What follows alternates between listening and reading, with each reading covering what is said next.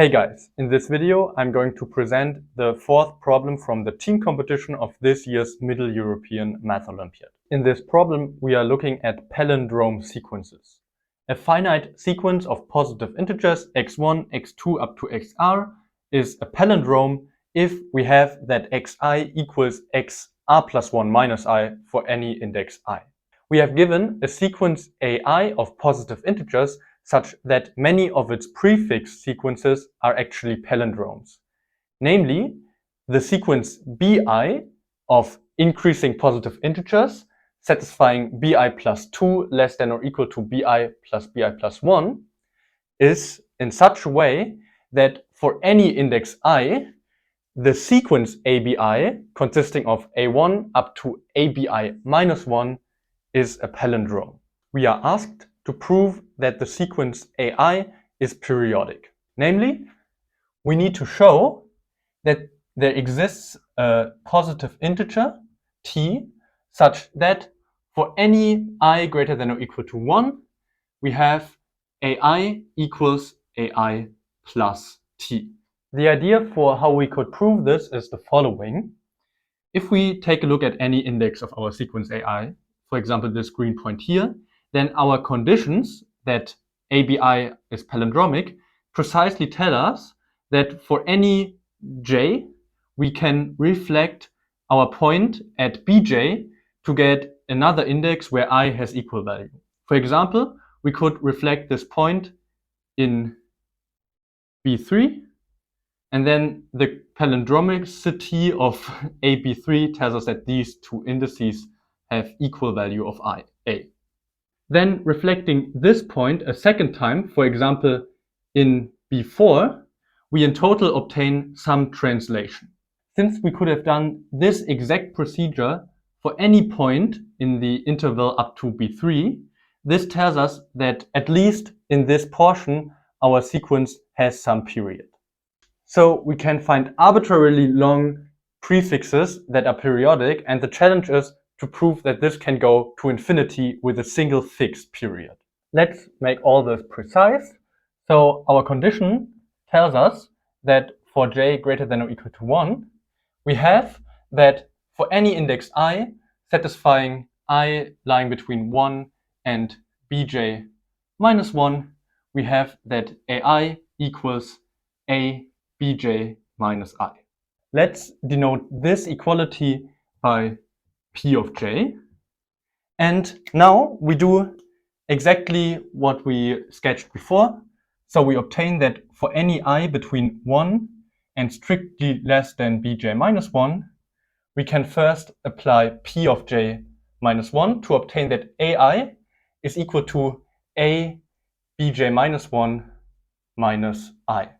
Now we can reflect in bj because this index is less than bj minus 1 less than bj, and therefore this is equal to a I plus bj minus 1. So in total, this tells us that for I less than bj minus 1, we have a period of bj minus 1 to the right, and I will denote this by q of j.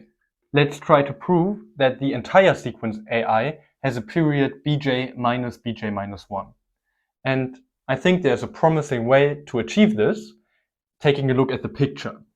Namely, we can, for example, take j equals to 4 to see, as I said in the beginning, that this subsequence has a period of b4 minus b3. And then we can reflect in b5.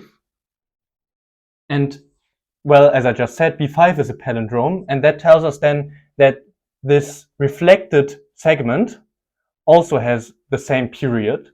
And then we just have to merge this together to try to prove that this holds for the entire segment.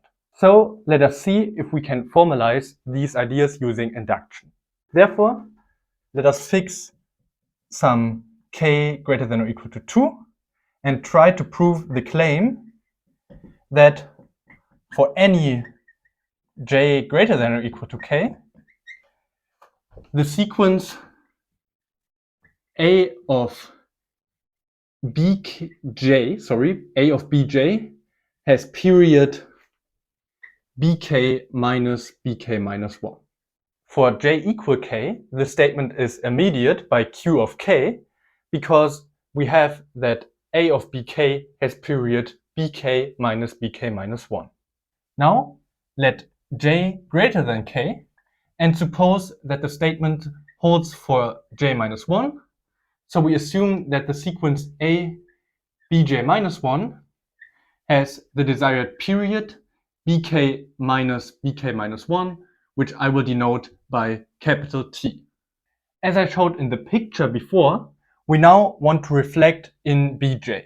Let I be greater than T and less than bj now, and we want to prove that ai minus T equals ai, but we already have that for I less than bj minus 1, this is indeed true.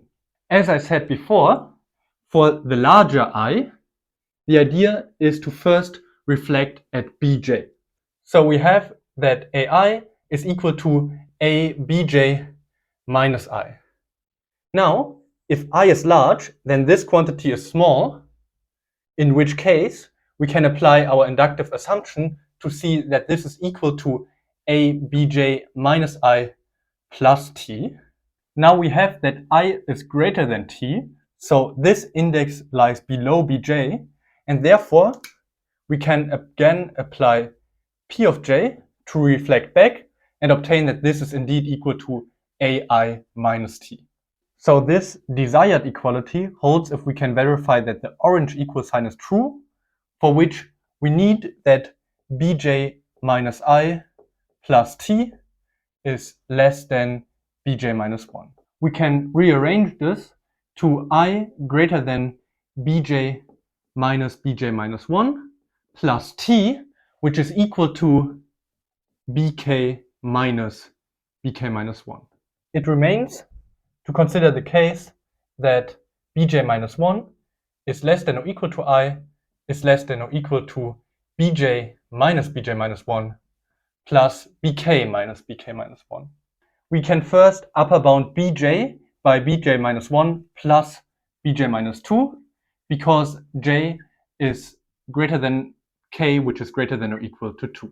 It would be great if bj minus 1 minus bj minus 2 were strictly larger than bk minus 1.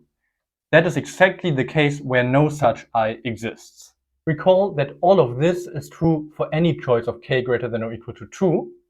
And now I'm just going to say, let us assume that k satisfies this property that bk minus 1 is strictly smaller than all subsequent differences of terms in the sequence b.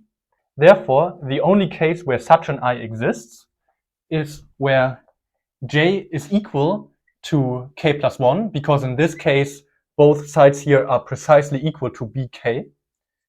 And then we also have that I equals bk as well. Moreover, we must have equality everywhere, and in particular, this equality tells us that bk plus 1 equals bk plus bk minus 1. We want to show that ai equals ai minus t, but I equals bk says that I minus t is simply equal to bk minus 1. Therefore, ai minus t equals a bk minus 1, which is now, due to this red equality and p of k plus 1, equal to a of bk, which is ai as desired.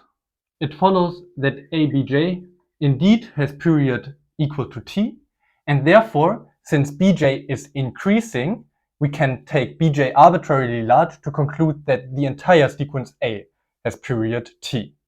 This finishes the problem proof in the case where we can find a k with that property. It remains to consider the other case where for any k greater than or equal to 2, we can find a j that does not satisfy this inequality. In particular, we can start by setting k equals to 2, and then we find a j not satisfying this inequality and repeat the process to conclude that there exists infinitely many j greater than or equal to 2 with bj minus 1 smaller than or equal to b2 minus b1. Since b2 minus b1 is a finite upper bound, this implies that there is some value t such that bj minus 1 attains the value t infinitely often. Applying q of j, we obtain that infinitely long prefixes of our sequence have periodicity t, where we again use the fact that bj itself is unbounded. And from this, we can conclude that A has period t, and therefore we are done.